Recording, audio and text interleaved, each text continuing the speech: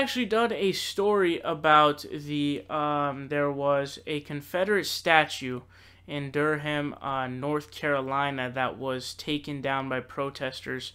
They pulled it off and then they proceeded to kick it, punch it, and take pictures with it. Now, I told you guys my stance on this issue. I told you guys that I said that this is unlawful and that's why they shouldn't do it. And they should be petitioning and organizing efforts to take it down.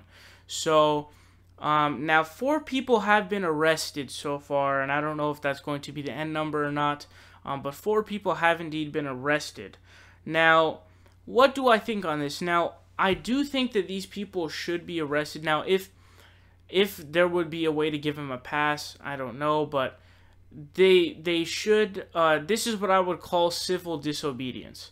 So pulling down a statue that makes massive national headlines and it gives us more energy, I would consider this an act of civil disobedience. I say, okay, you take down the statue and then you go to jail, serve your time, and that is a perfect, effective way of civil disobedience. So here's what CNN says. They say 4 people have been arrested in connection with the toppling of a Confederate statue during a protest this week in Durham, North Carolina. Authorities said Durham County Sheriff Mike Andrews said officers were executing search warrants and reviewing video shot at the scene.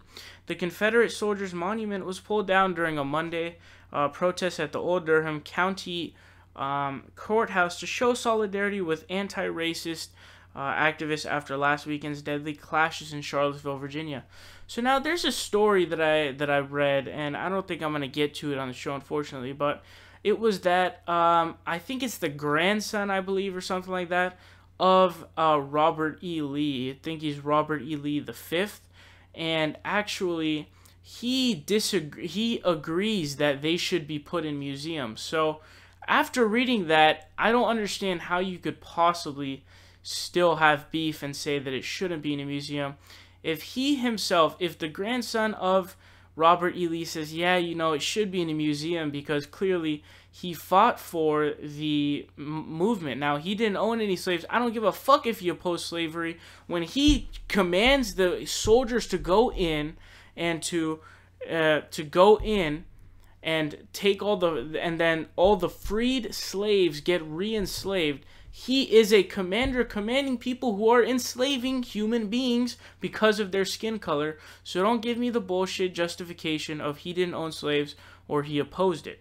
So I'm hoping that these people will serve their time in humbleness, saying this is an act of civil disobedience, and in solidarity I will serve my sentence because I think that this is something that is wrong. These Confederate statues should not, I repeat, should not be on government grounds, but rather in a private museum or a public museum.